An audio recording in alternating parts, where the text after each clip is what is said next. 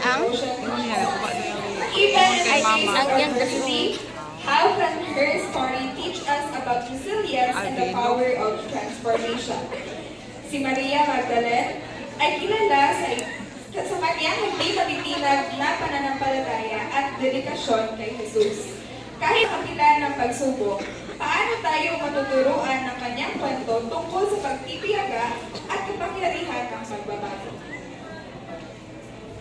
Thank you for your wonderful question.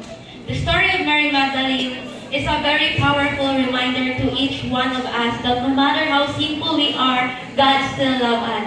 We were just like Mary Magdalene. We were a sinner just like her. And God still sees us as her daughter.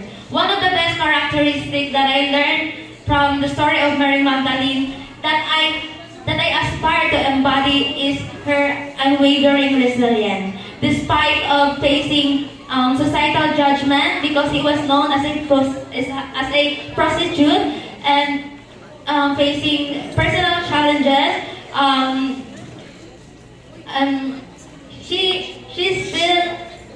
she's still devoted to God, and I want to apply this strength in my own life to embrace adversity with grace and empowering women, especially us TJC women, to be on fire and be like Mary Magdalene, that no matter how you feel simple you are, God still loves us. That's